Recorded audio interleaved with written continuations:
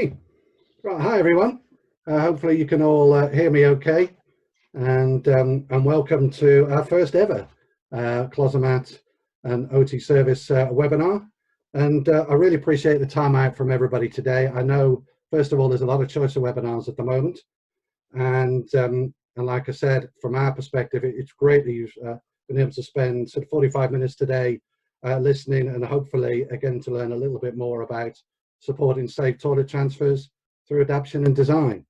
So as we get to the main part of the webinar, first I want to check that everybody can hear me. There's not a lot you can do if you can't hear me, but hopefully you can see us as well. If you are having problems with connection, we are running this on Facebook Live as well.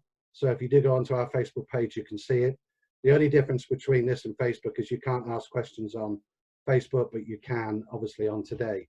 Now, hopefully I've seen already quite a few of you on live chat, which is great. If you're not aware of where it is, it should be on your menu item, and then you can click on to chat. And by all means, as we go through this, ask as many questions as you like. And the team that are on hand, which is myself, Larry from Closomat, Kate and Adam from the OT service, and also Kimberly from Closomat as well. So between us, we should be able to answer your questions as we go through. Okay, so that's it from me for the time being. Like I said, feel free to ask any questions, don't be shy. Before we start, I wanted to just give you a quick 2-minute video on who Closomat are, what we do, and then we can crack on with the main content of today. Thank you.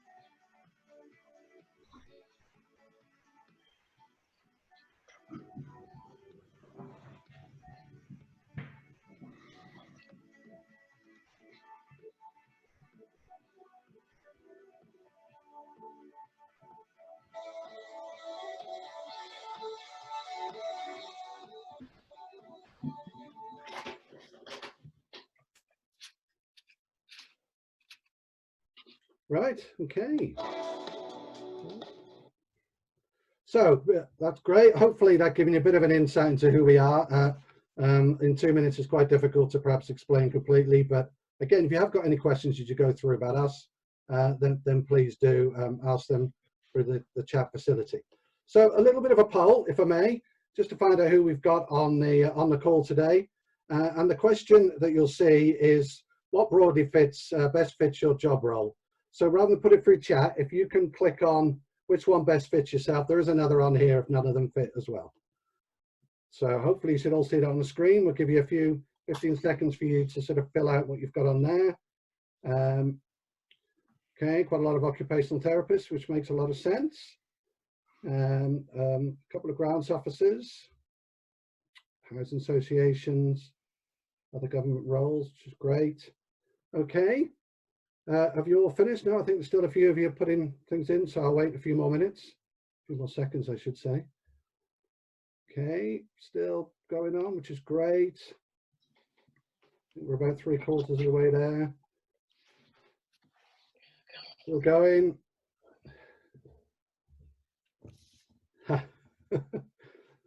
Still a lot of you putting stuff in.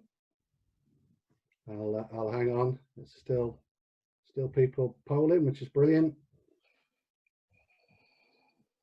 Okay, seems to be slowing down. Okay, I'll end it there. But thank you very much, everyone. Just so you can see, we have sort of 80% of people today, which should be expected, are occupational therapists, local authorities. A few of them from private as well, and a mix across the other areas. So that's great, and certainly got the right audience today for the content that we're presenting. Okay, so now I'd like to introduce our presenters.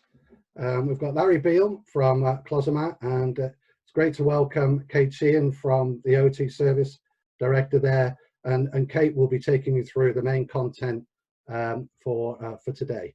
So without further ado, I'll hand you over to Larry just to give you a quick intro to him and who he is. Thanks, Stephen. It's great to see so many of you have joined the webinar today, better than we could have possibly imagined. My name's Larry Beale. I'm a product specialist for Closomat. I've been with the business now for about 3.5 years and work closely in hand with occupational therapists usually across the Northwest, but of course we've got them right across the UK today. I'll be taking the second part of the webinar, telling you a little bit about what Closomat are doing at the moment through these times. But for now, I'll hand over to Kate.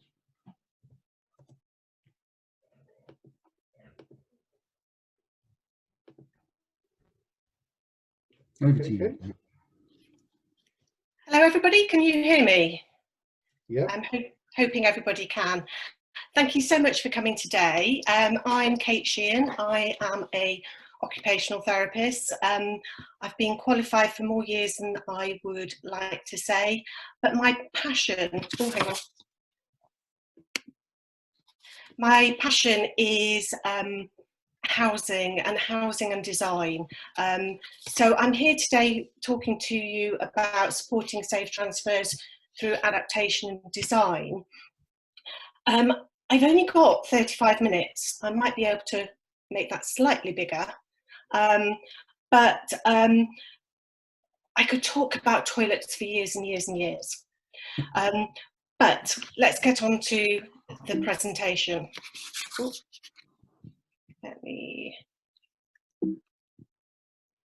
I can't control it, Stephen.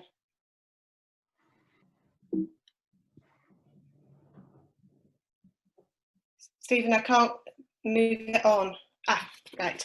So just to start off with some learning outcomes, what I'd like to do today is for you to gain a greater understanding of the tasks undertaken on the toilet, review what to cover during an assessment of our clients' abilities, an overview of interventions to prove independence, and insight into some regulation, legislation, and design guides and how to use them in practice. And then any questions, please do ask questions as we go along.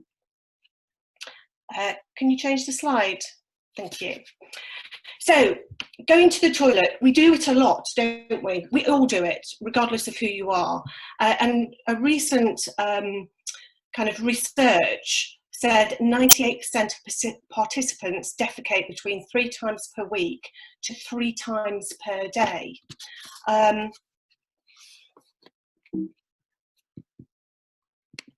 just going to, I can't use the remote, Stephen. Can you go to the next slide?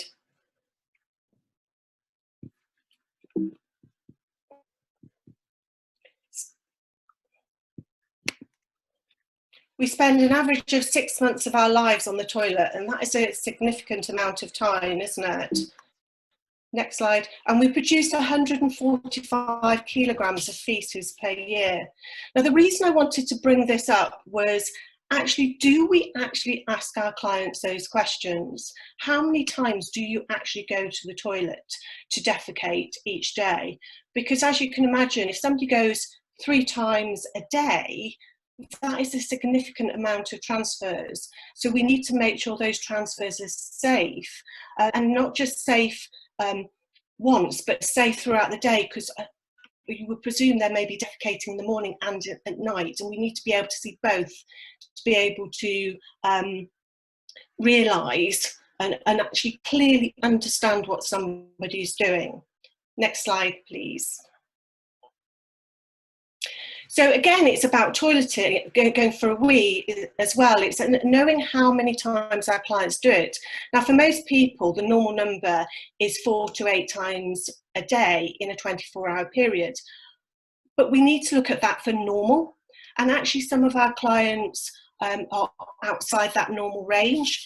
And this could be due to a number of factors. I mean, the one that I always think about is, you know, have you had children? Because that often increases your urination. Have you had a diagnosis of prostate cancer? That will often increase your urination. Or we might be actually looking at far less, because people are managing their urination through self-catheterization. So again, it's about asking those questions. Next slide, please. So the task of going to the toilet. Next one, please, Stephen. We all know we go to urinate, we go for a poo. People manage their continence and they manage their menstruation on the toilet. But is that all we do? Really think about what we actually do on the toilet. Next slide, please. So is it just these activities? I think using the toilet is far more than just emptying our bowels or emptying our bladder. And I think, again, we need to ask those really direct questions about what other activities people do on the toilet. And you may think that's a bit strange, but I will give you an example of a client of mine who became a spinal injured gentleman. And he actually used to do all his emails on the toilet. And the reason for that was he would take up to 45 minutes to use the toilet. Now that sounds fine, and you know, we can support the safe transfer onto the toilet, but how do we support his occupation on the toilet? And his occupation was the email. And it was actually, he came up with a solution, and he transferred forward onto the toilet, rested his iPad on the system, and actually did his emails on the system. So you need to really ask those questions about what people are actually doing on the toilet. I would think there's very few people here who actually have never taken their mobile phone into the toilet. So again, it's how are they going to carry that, transfer that when they're doing that safe transfer. So it's really looking at it in all detail. So next slide. So the assessment, it starts with the client, and I constantly stress this. What is important to them and what difficulties do they have? Because often what we find is our goals as occupational therapists might actually be very different to their goals. So to give you an example for safe transfers, somebody might be able to physically be able to transfer onto the toilet, but do they actually want to do that and increase their fatigue levels, increase shoulder pain, or it's a struggle, but they can do it. They might actually decide themselves that they want assistance. And then what we're looking at is a very different transfer. But we have to ask the client what they want to do. And some people do want the dignity of being able to use the toilet themselves, but not everybody. So again, I'm going to keep coming back to this. You have to be talking to your clients. And you know, often I go back to our professional standards, which is we have to put the service user at the centre of our practice. And sometimes when we're actually doing the assessment, we might find that the cost of, say, a carer to assist in toileting is expensive, but we have to be able to clinically justify why we're doing it. And actually, we are not gatekeepers for our authorities. We are actually advocates for our clients. So it's about what our clients want to achieve in their safe transfer. Next slide, please.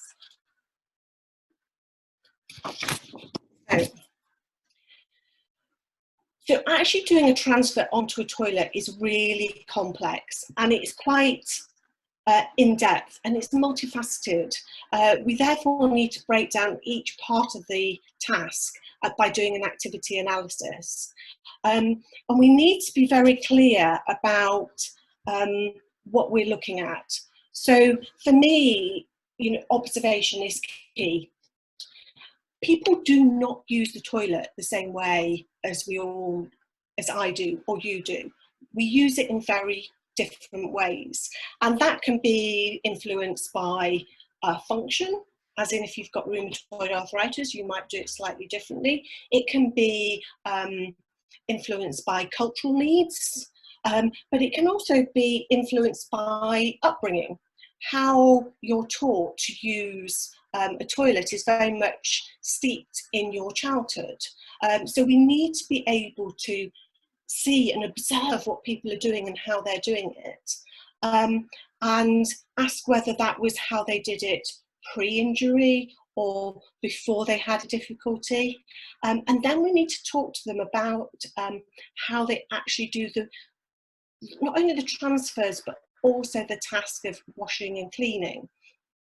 It's often really difficult to get down to that really personal issues, but we're not going to be able to solve our clients' problems unless we really speak about those complex issues.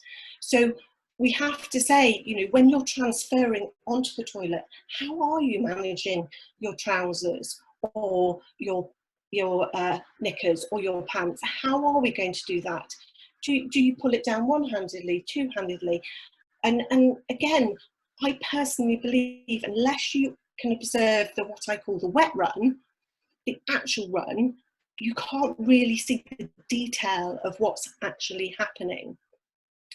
But we also need to listen to what somebody is saying to you, because what somebody is saying to you might not be what they're actually doing. So sometimes you need to feed back to them saying, you're telling me you do your transfer by, for example, you take your pants and your trousers down by rocking motion, but actually you didn't do that. I saw you kind of slightly bridge, or I saw you stand before you did that, and you took your trousers and your pants down before you turned around to sit down on the toilet. So I think we need to repeat back to our clients what they're actually doing.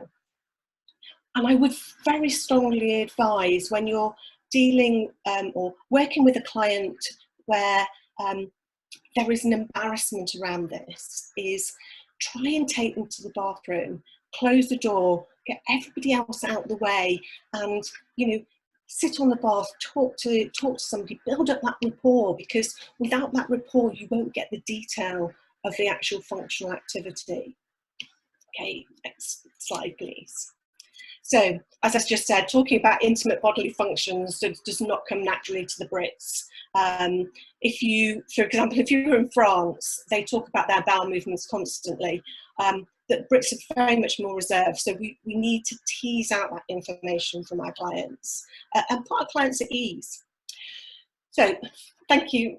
That physically. So, looking at more detail about the actual aspects of the kind of safe transfer, and it's really difficult in this session with this kind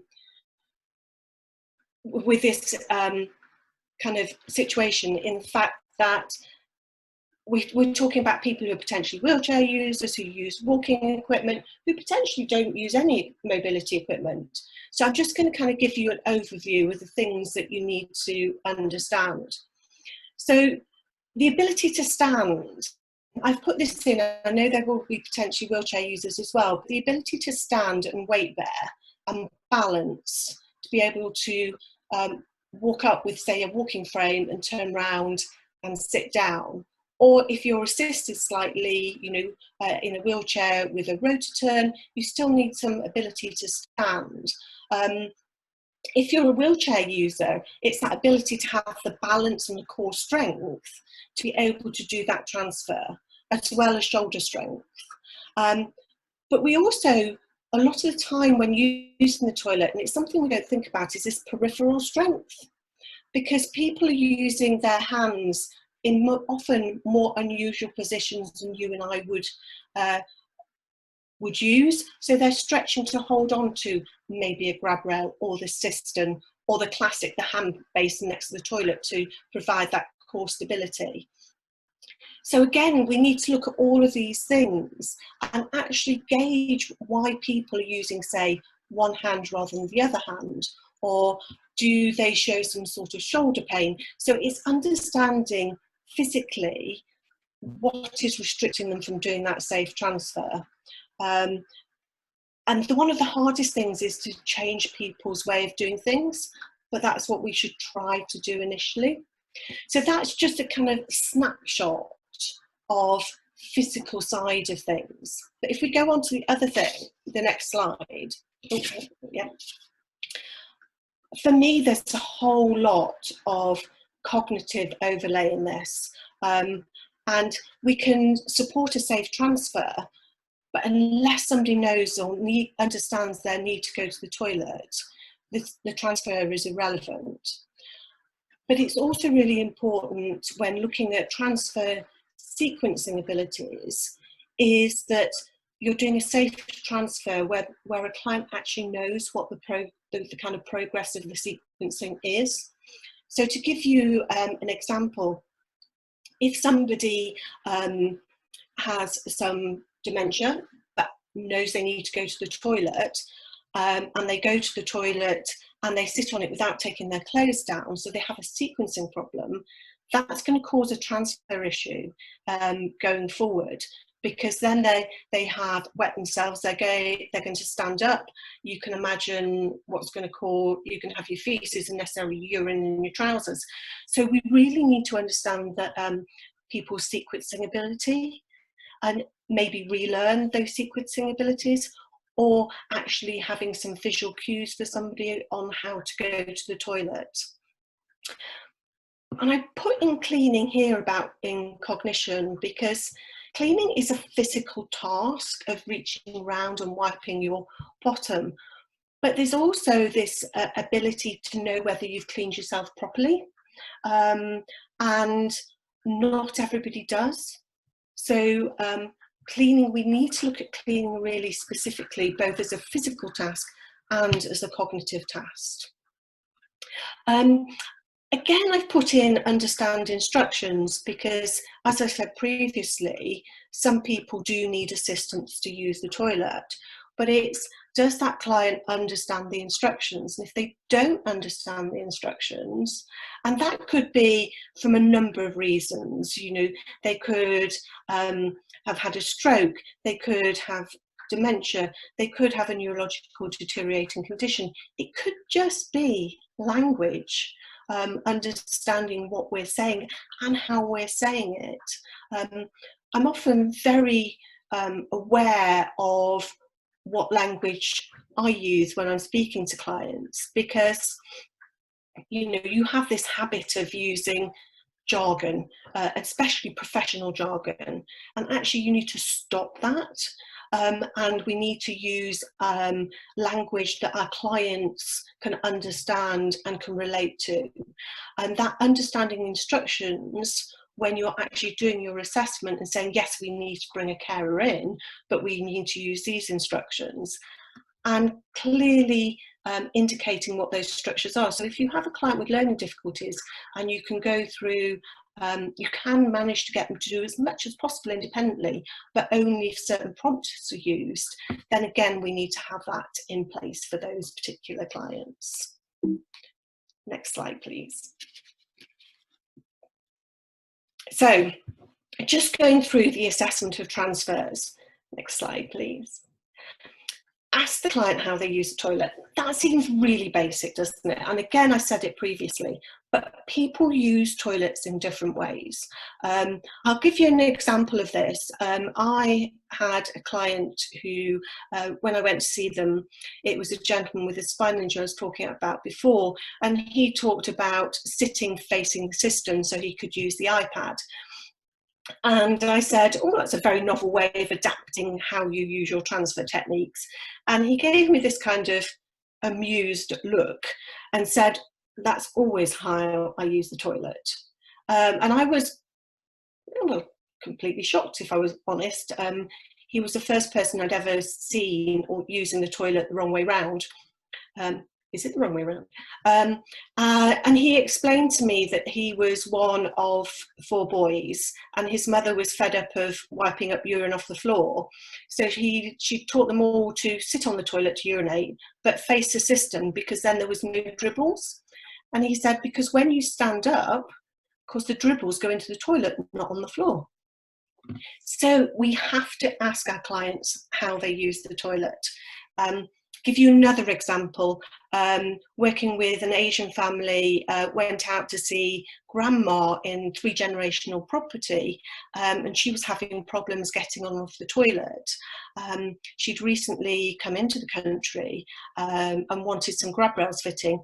A standard OT assessment, went in, asked the question, how do you use the toilet? Can you show me? And she was actually standing on the toilet pan and squatting, because she was so used to squatting in toilets in India, she was using the same technique. And not one member of her family had actually explained to her how to use a Western toilet. So once we'd gone through it and shown her how to use a Western toilet, no equipment was needed. But you had to have asked that question and observed the transfer to realise what was going wrong. Next one, please.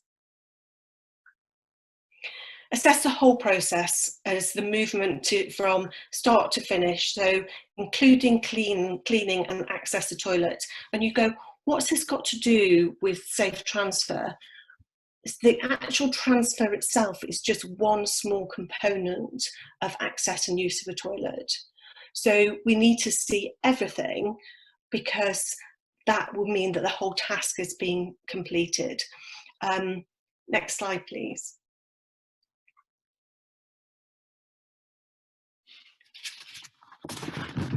So wherever possible, assess the transfer and the environment the client is going to use. I know this isn't always possible, but where you can, really do it, because the environment is one of the key aspects. If the environment doesn't allow a client to be able to do the transfer safely, we need to know.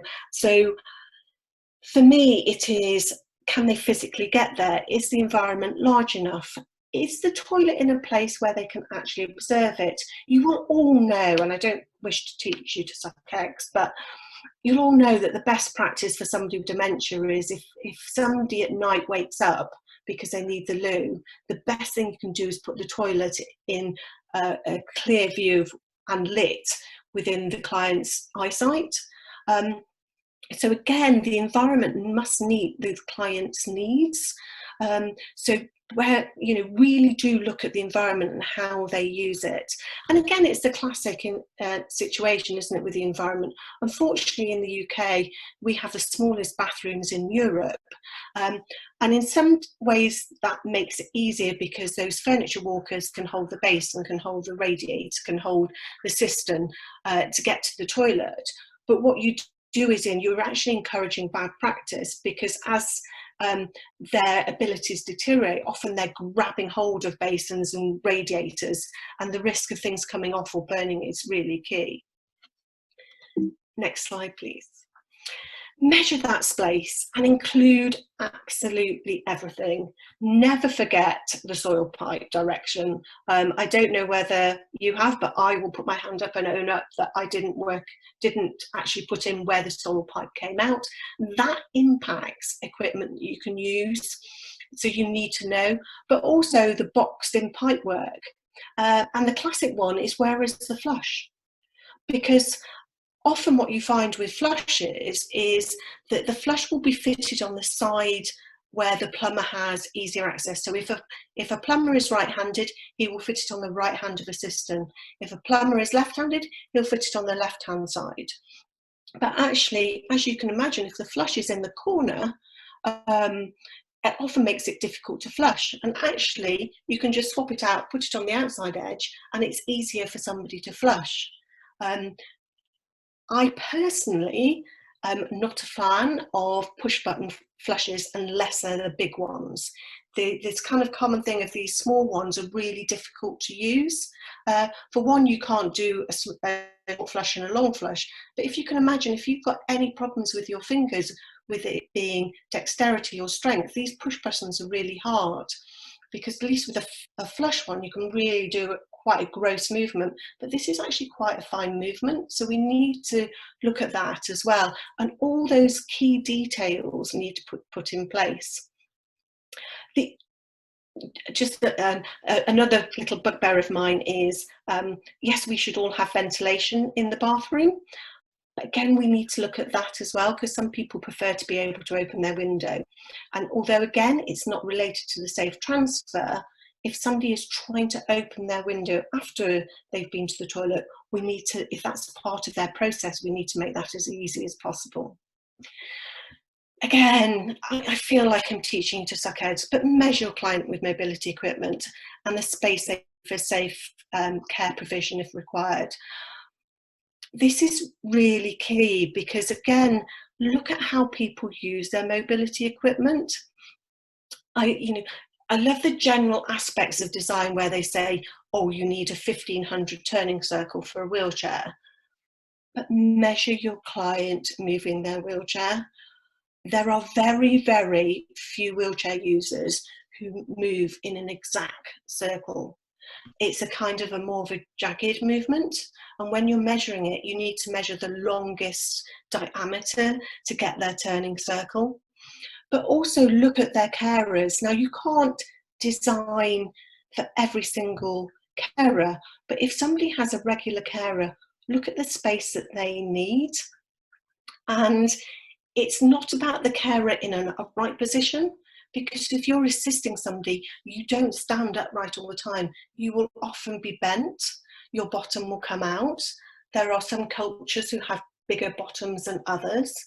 There are carers who might be short and wide or tall and thin, and we need to understand how the carers actually do the task. And this comes back to observing. So how do they actually do it, and can we make things slightly different? But there's also the thing about clients, and it's something, again, I don't think as a profession we go into enough detail about. And it's about measuring that client's ability following getting onto the toilet, of washing, and actually being able to physically get round the back of your bottom to be able to wipe yourself effectively and cleanly enough. So the process of measuring the client and how they move with their equipment is really key to making sure you're going to get a safe transfer on and off that toilet, and hopefully enough space for that to be done safely. Okay, next one, please. I know this is really difficult, especially if you work in statutory services and time is so precious, and your waiting lists, there's a huge pressure on your waiting lists. But if you can assess people's transfer abilities at different times of the day, it's really key. And maybe when you've got a kind of broad outline of what your major adaptation is going to be, try and go back and see the client at different times of the day. Especially clients with neurological conditions, in the morning they may do quite a reasonable transfer, but in the evenings with fatigue they may not. And it's also important with children as well, because by the end of the day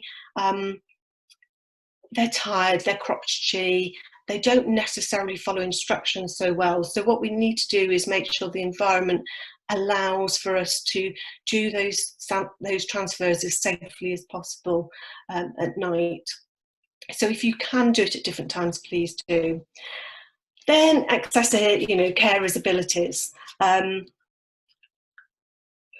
Carers' differ and change, and sometimes we need to work with the carer more than we work with the client. And actually, you've had the conversation in the bathroom with the client, and now you need to speak to the carers about exactly how a task should be done. And I've done it in the past, really complex write-ups of how somebody uses a toilet, because if a carer is going from one house to another, it's very easy to get it into a routine of how you do things, but everyone is different and how they access the toilet is different, and we need to make sure the carers are working with the clients to make it as safe as possible. Okay, next slide. So again, I'm talking to you and teaching you to suck eggs again, but sometimes reviewing what we're doing is really important. So the graded approach, this is what is key to us. The first thing we should do is look at modifying the technique. Then we should do provision of equipment to support the safe transfer, then maybe minor adaptations, and then major adaptations. So if we just look at the next slide, for me, modifying the technique, and I was trying to think of something that I could show you quite easily over video. So I've got toilet paper. I know it's a precious commodity at the moment, but I wanted to explain to you. Some people, as they're growing up, and I don't know whether you've had those conversations, and mums teach them to only use two sheets of paper. Because, you know, if you've got those clients or children who do massive bulks and then wipe, it can become expensive. However, if you're looking at cleaning, sometimes you might actually look at teaching what I call a gross movement. So actually wiping with a tissue like this requires kind of a finer movement, whereas if with a gross movement, you can do an easier wipe. So sometimes it's just by looking at different techniques. Now, I know that will cost more toilet paper, but the dignity of being able to wipe your bottom properly is really important. So sometimes it's just about modifying technique.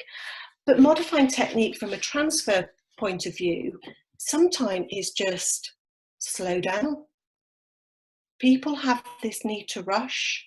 And sometimes we need to say to people, actually, the way we're going to modify this transfer is that we do it in very staged ways, so that you slow down, so your risk of falling, or your risk of tripping, or your risk of injuring a carer is being reduced.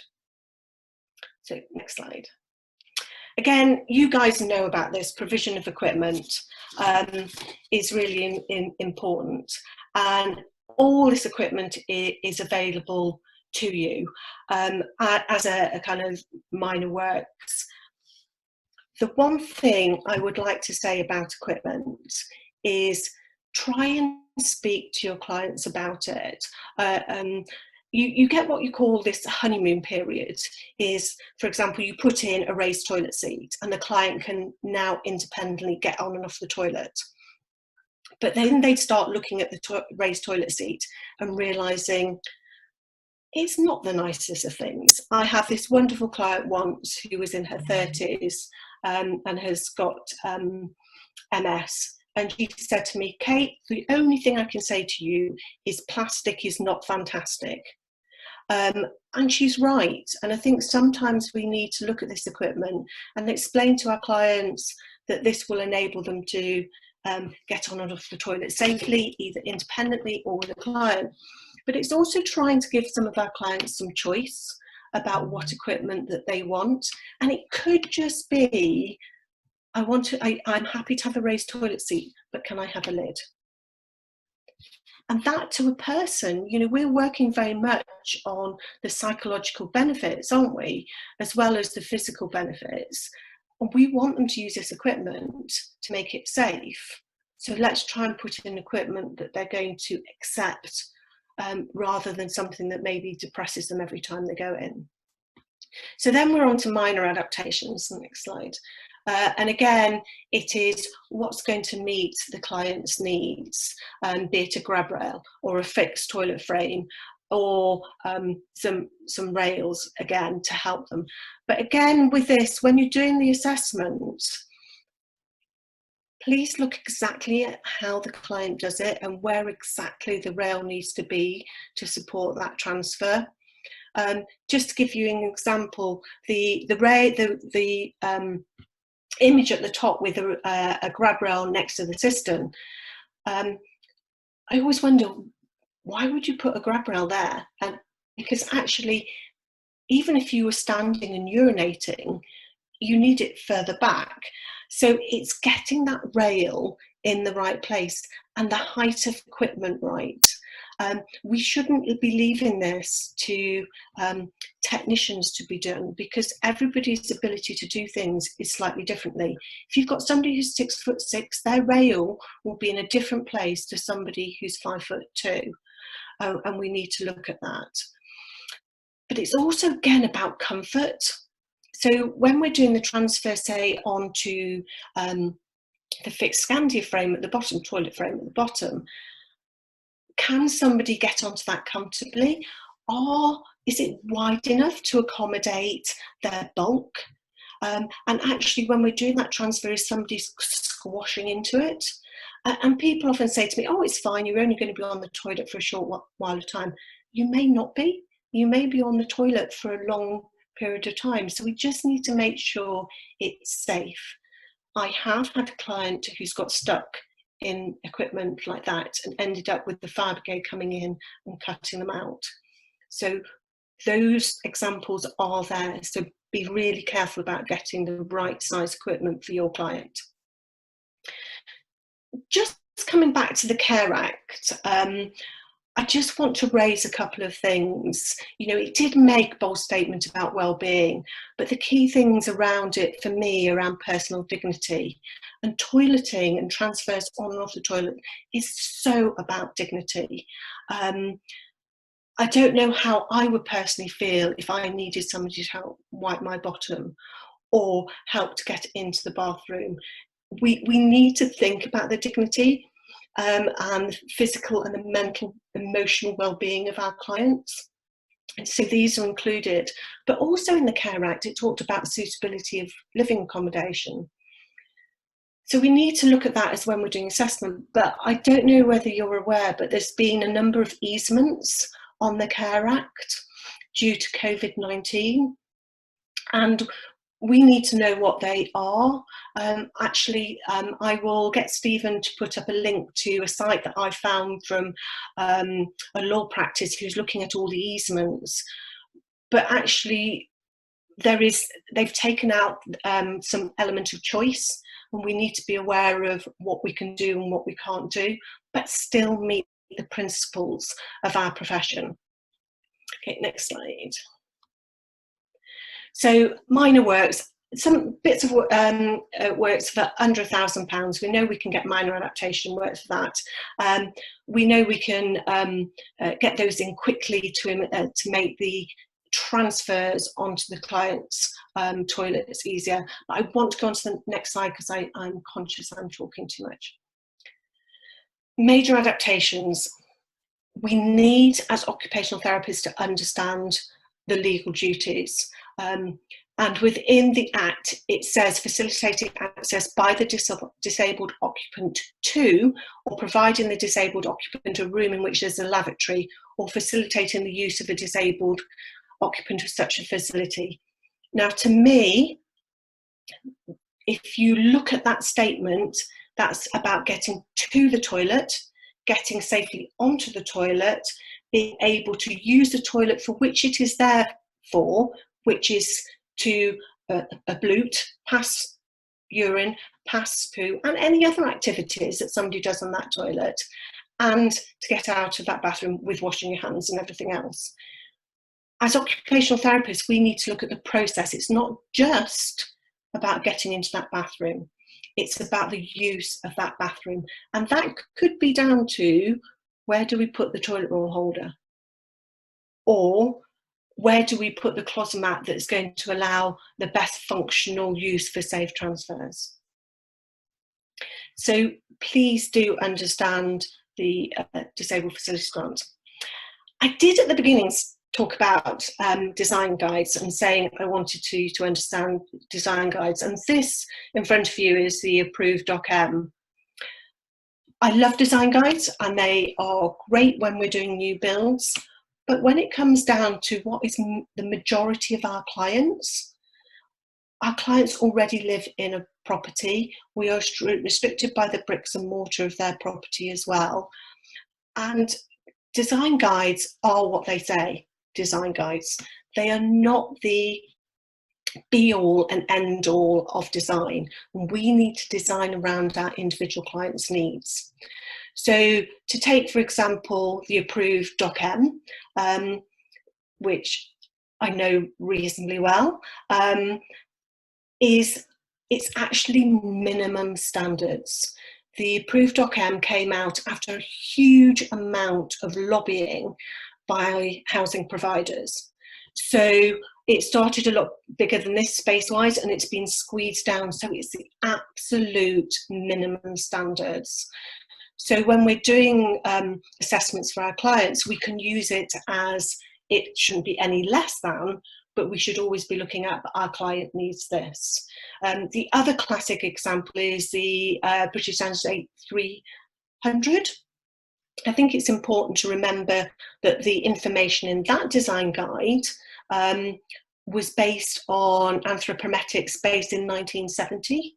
Now, actually, if you look at the human population in 1970 and the population now, physically we are different because we are generally larger, we are a little bit taller, but also what we need to understand is the equipment they were measuring in the 1970s is very different to the equipment that we've got now, especially around wheelchairs.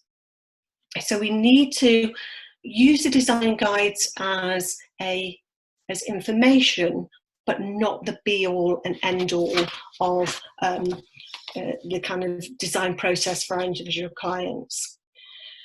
So if I got another slide, I can't remember if I got another slide. No. So this is the end of my bit.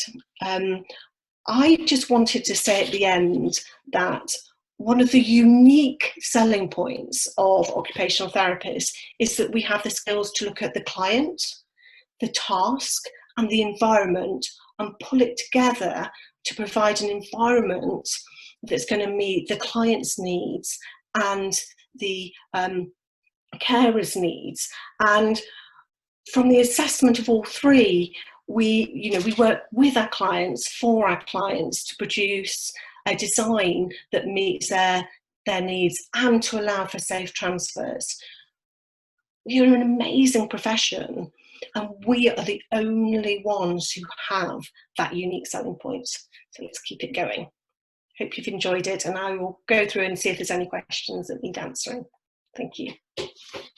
Thanks very much, Kate. That was absolutely brilliant. I think if we're all having a virtual round of applause, if we all opened our doors with the amount of people that we've got on this webinar today, we'd probably be able to hear everybody applauding. That's absolutely fantastic. And there's some great stuff in there that I'm going to certainly take into my assessments as well. Right, before we go on then, we've got a couple of quick questions to have a look at, and again we'd ask you to use the question box, the answer in the question box, rather than the chat. So here's your first one. If relevant to your role, are you still processing grants? I'll give you about 15-20 seconds just to get the answers in. We won't have any like countdown timers going in the background. We'll have a little see about what we've got some answers in for. A couple of seconds more. Bloody ho, what have we got?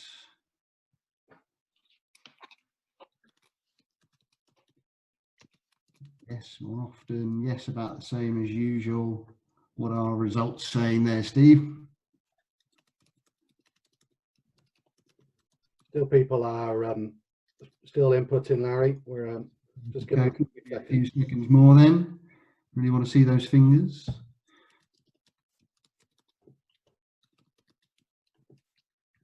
Here we go. So what have we got?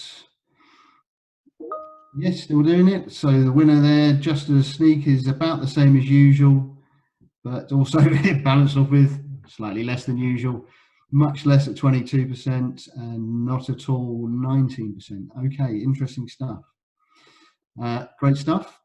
Quickly then, the second question we've got for you is about whether you're doing assessments or not. So has anyone out there been using, or are you considering using virtual assessments such as either phone assessments or video assessments to get us through all the current restrictions? So yes, already doing them. Yes, but not yet done one. No, but would be interested in how you do them. And no, there is currently no demand for this. So a couple of more seconds, Larry. just click the answer that you want, and then down the bottom you've got a little submit button as well.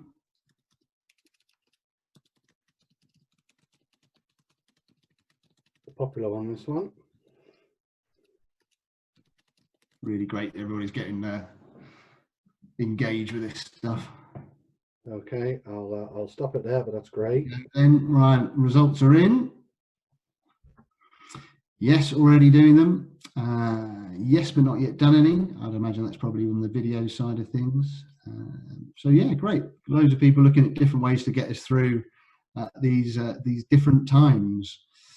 Right then, so hopefully I've got control over this. Oops. Let's see if we can get that back, Steve. What have we got there? So I should be able to, bear with me guys. It's always like one of those tomorrow's world moments when we got a slight, there we go.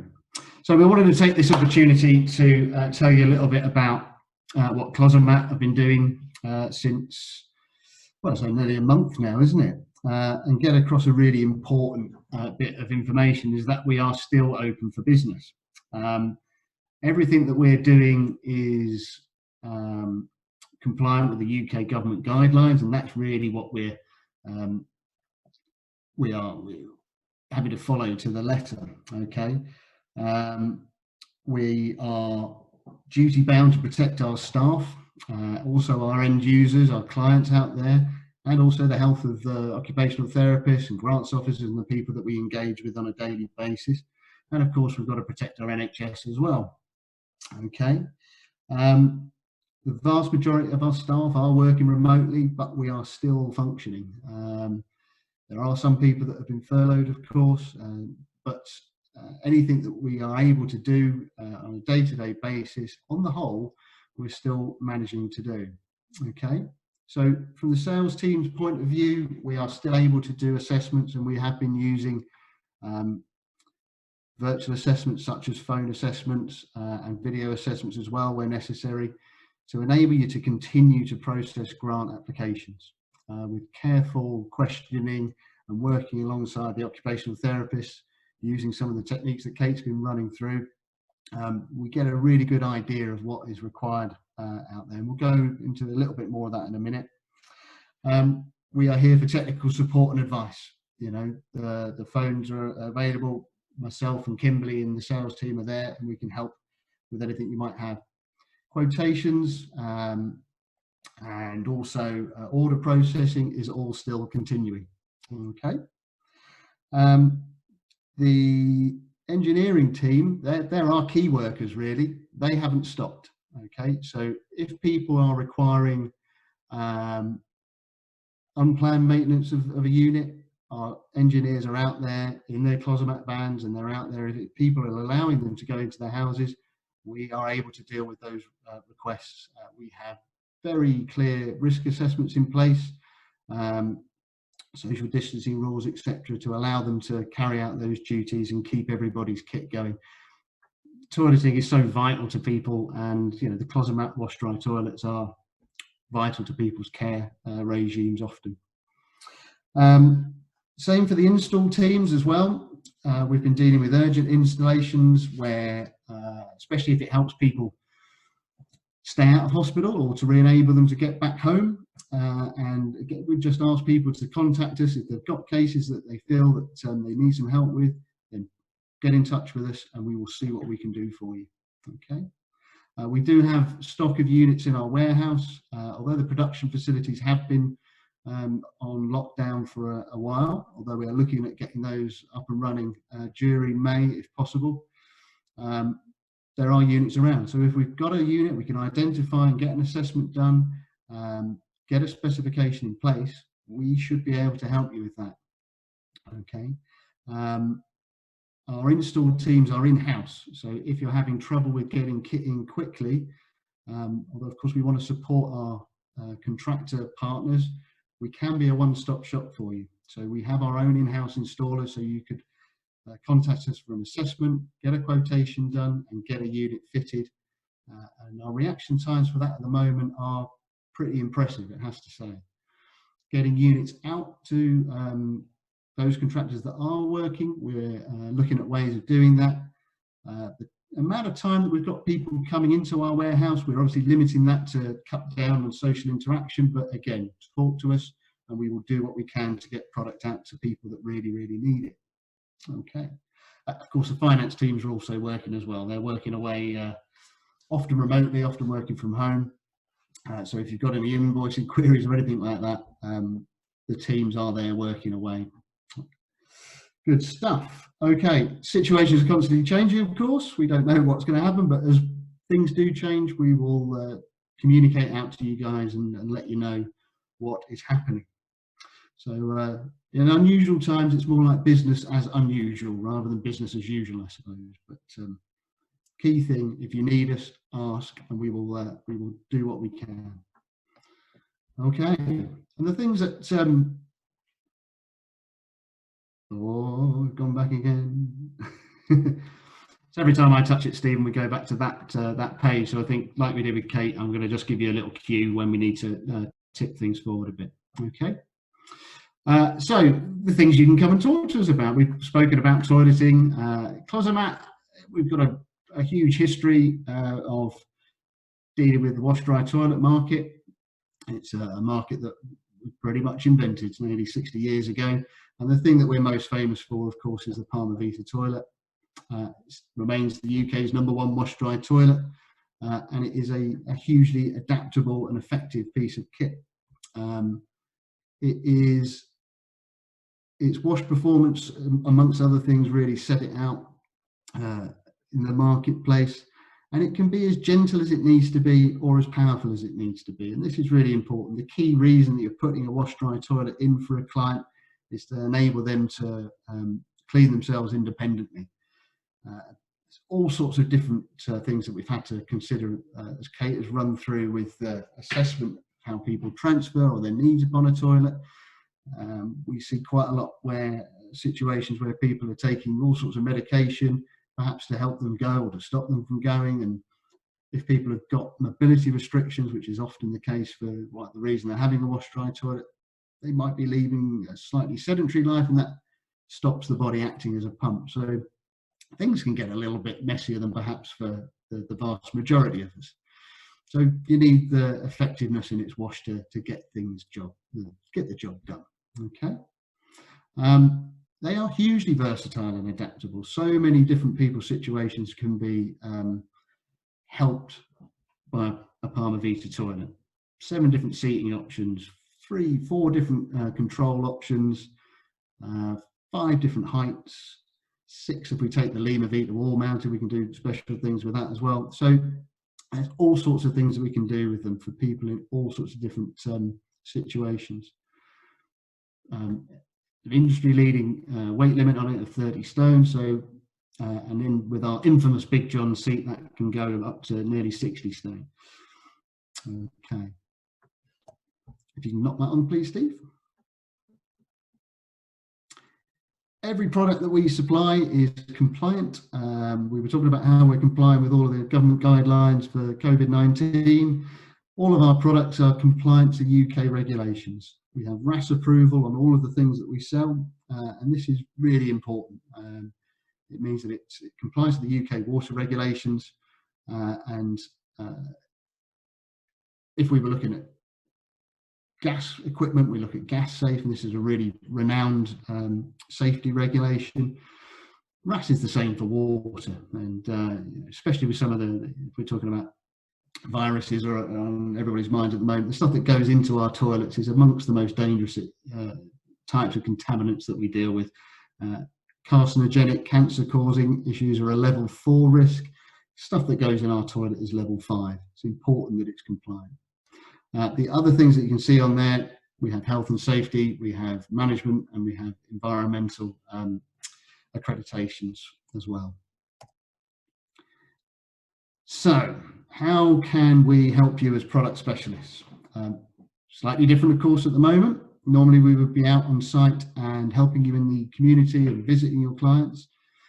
But what we want to impress upon everybody is that the product specialists, myself and my colleagues, are there to help you with the huge amount of various bits of equipment. In Kate's presentation, we saw some of the many types of equipment that are available out there, and it's impossible to be an expert on all of them. Within the wash-dry toilets market, we're talking, and some of the associated bits of kit that we deal with, I still am out there learning as well. And with the Palmer Vita, there are thousands of different configurations that you can put together with that piece of kit. And you guys can't remember all of them, so lean upon us. We're really impressing on people at the moment that the Closomat no quibble guarantee that we can see on the slide there is really important going forward. If you need help with clients with toileting, call upon our experience. We're out there talking to 4 or 5 people per day, talking about how they toilet, talking about how our products can help them. So whether it's a simple toileting issue that's required or something that's more complex, get us involved. We will help specify equipment if it's the right thing to do. We certainly haven't got a problem with actually turning around and saying, hands up, we don't think that equipment might help in a situation. Normally it does, and we'll help you specify that kit. We will help you with identifying how that equipment needs to be fitted. We will run clients through what it can and can't do for them with a demonstration. Again, we're using virtual ways of getting around that at the moment. We can deal with the installation surveys, and as I mentioned, we can actually deal with installs as well. If for any reason even we now and again get it wrong, you know, we're human after all. If for any reason that kit, or if we, the important thing here is sometimes even with the best will in the world, we might need to try adjusting things now and again. We can't get it right first time, every time. Normally we do. But if something needs adjusting, we will look after that. 30 days after a unit has been installed, if it's not meeting needs, we will bear the cost of getting that erased. It's our responsibility to get it right. And as I say, no quibble guarantee, and that's an important thing these days. So lean upon us. I really liked Kate's presentation there about how, you know, we're looking at all these various different pieces of legislation out there, and a lot of what we do at Closomat is guided by you guys, guided by the occupational therapists and professionals that work in the adaptations market. Our products are they're Class 1 medical devices. They have been designed over the years to meet the needs of the clients out there. And it's important that we interact with people such as Kate, who are passionate about the toileting, as we are, and the greater team out there. So if you've got any suggestions for us, if you've got things that you'd like to see our products do, let us know. They do get taken on board, and we'll see where we go from there. When the presentation is sent out to you, these various images on the screen here, they will be clickable and they'll take you through to the various documents. Okay, so it's a useful resource there. Thanks, Steve. If you need to get hold of us, we are still available on the phones. Your local product specialists' phones may well be diverting to our key phone. What I would suggest is the best way to get hold of us is either by email. So you can use the info@Closomat email address. There is a sales @ and there's also a service @ version of that email address. We've seen a huge uptake in live chat. So you can either go onto our website, address is shown below there, and the live chat boxes will pop up, or you can use that link that's on the screen there, and you'll get straight through to one of the team. Often they're working remotely and they may well have to pass on your details, but we will get back to you and deal with your inquiry. Thanks, Steve. So that's it for me. I'll pass you back now over to Stephen. Thank you very much indeed for joining us today. It's been absolutely brilliant. Thanks. Thanks, Larry, and thanks, Kate, as well. We're on the final stretch, everybody. I realise we're running a bit late, but I think it was definitely worthwhile for Kate just spending that extra time to take people through the main topic of today. So hopefully you all found that really useful. So a summary, really, of the content that we've gone through today, which you can see on there. Again, we've Kate's covered all of those really thoroughly today. Do contact us, as Larry already mentioned, on those if you need more information on these, or certainly about Closomat. What I'd like to do now, and there's still quite a number of you online, which is fantastic, so I appreciate you hanging on, is just open it out if there's any other questions and answers. I know there have been a lot ongoing so far, which Adam and Kimberly and now Kate have been dealing with. So just like to sort of open it out now if anybody's got any questions, either through the chat or the Q&A. If not, it sounds like we've actually dealt with a lot already, but I'll just leave anybody if you've got any questions now for the next couple of minutes. And if not, then we'll just sort of close the session. Okay, I think there seems to be a few in the Q&A, which we're dealing with. Great, I think everybody's saying a really informative session. Good.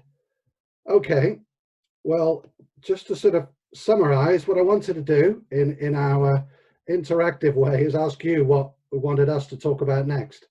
So just a really quick poll to finish off the session today.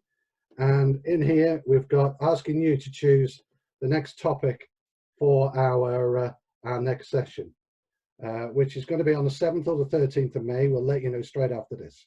So you can choose between the bathroom design to support clients' sensory needs, applying the Care Act 2014, future-proofing the bathroom for clients, or any other. And if you've got others on there, please do put them into the chat as well. And we'll take that on board at the end. That would be great. Okay, I'll wait a few minutes. I think it's great that we're getting a really good response. Brilliant. Okay, I'll wait a few more seconds. People are still inputting, again, which is great. Got a couple of questions coming in, is where do I send quotation requests to? Larry. But again, if you send any quotation requests to the info@closomat.co.uk, we will pick them up from there, or indeed go to the live chat, and a number of us are on there that can help you through that as well. Obviously that will change hopefully as we're able to enable ourselves a bit more in the field, but for now those are the key routes to getting that information to us. Okay, great, thanks for that. I think we're kind of done on the poll. Okay, good, thank you. Okay, good. Okay, thank you for that. As I said, to find out more, and again, a few of you are asking for a bit more information, don't forget to email us, get onto live chat. That's a direct link, and that's the website. Following this, we'll be sending out the certificates for the CPD qualification of attendance to everybody who's on the webinar today. We'll also be sending this content out to you. That's likely to be Monday. Do let your colleagues know that we'll be sending out the replay of this webinar so they can view this at their leisure. Indeed, you can replay that as well, and that will be from Monday next week, and we'll be emailing you a link to that as well. Okay, well, that's great. Well, thanks everybody. Stay safe. I hope you make our next webinar. Don't forget that we are open for business, so don't hesitate to contact us if you need any help with a quote, video service, etc. I would like to say a final thanks to everybody from Closomat, but also from the OT service, and hopefully we'll all speak to each other soon. Thank you.